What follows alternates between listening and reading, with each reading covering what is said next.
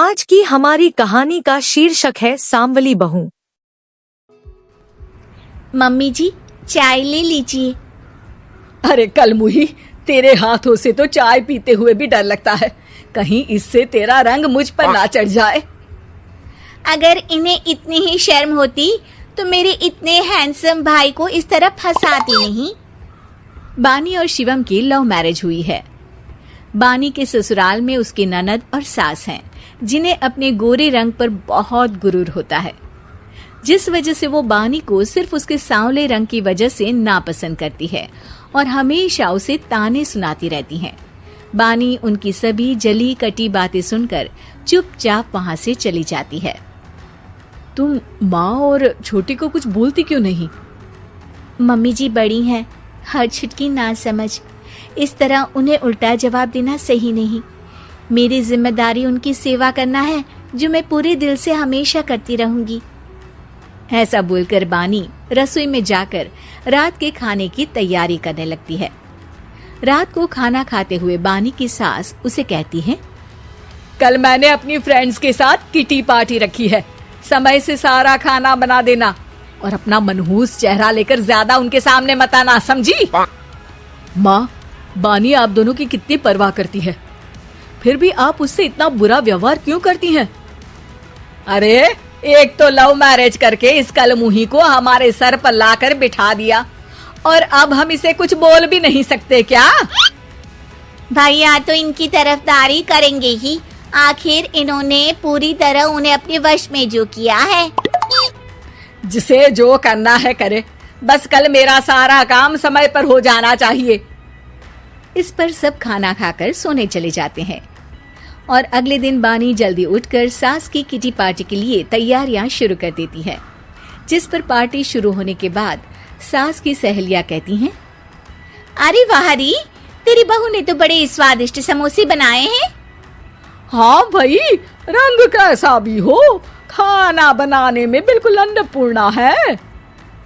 अरे इसकी भी क्या बात करनी, मेरी बेटी से मिलो, इसकी सुंदरता के आगे तो उर्वशी रंभा भी फेल है। उर्वशी रंभा को तो फेल कर देगी, पर क्या अन्नपूर्णा बन पाएगी? अरे इसे काम करने की क्या जरूरत, उसके लिए बानी है तो, और मैं तो इसकी शादी भी किसी नौकर चाकर वाले घर में ही करूंगी। बानी वापस रसोई में चली जाती है और किटी पार्टी चलती रहती है। उसी रात को बानी की सास गुस्से में चिल्लाते हुए अपने कमरे से बाहर निकल कर आती है। हाय रे, चोरी हो गई, मेरे पैसे, पक्का पक्का इस कलमुही की वजह से हुआ है ये सब। अरे क्या हुआ माँ, कौन सा आसमान टूट गया? अरे आसमान तो उसी दिन टूट गया था जब तू इस कलमुही से शादी करके इसे घर में ले आया था। खुद तो आई ही, अपने साथ साथ मनहूसियत का काला साया भी मेरे घर ले आई। अरे हुआ क्या माँ?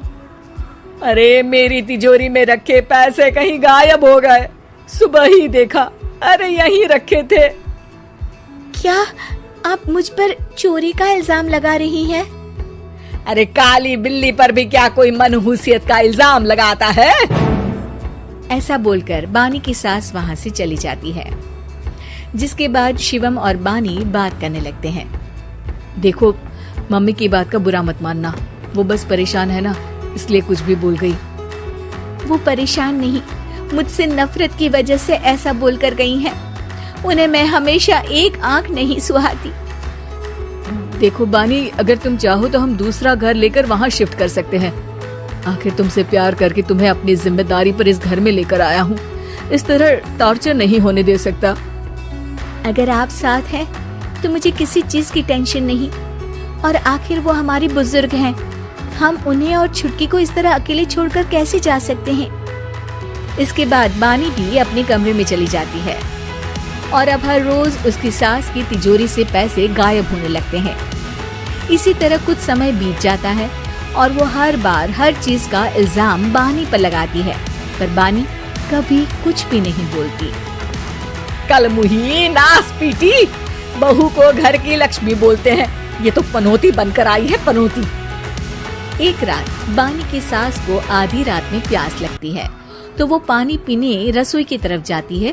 तभी उसे अपनी बेटी के कमरे में कुछ आवाज सुनाई देती है। हाँ हाँ, मैंने मम्मी की तिजोरी से हर रोज थोड़े थोड़े पैसे निकाल कर हम दोनों के लायक खूब पैसे इकट्ठे कर लिए हैं, और मम्मी आज तक उस सब के लिए भाभी को ही जिम्मेदार समझती है।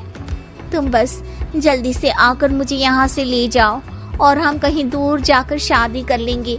मम्मी को कुछ पता नहीं चलेगा, सब मुसीबत खत्म। अपनी बेटी की ये सारी बातें सुनकर बानी की सास भौचक्की रह जाती है और अपने कमरे में वापस चली जाती है।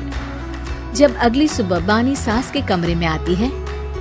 मम्मी जी, क्या बात है, आज आप कमरे से बाहर ही नहीं आई?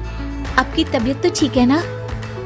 क्या छुटकी कमरे से बाहर आई या तुम उसके कमरे में गई?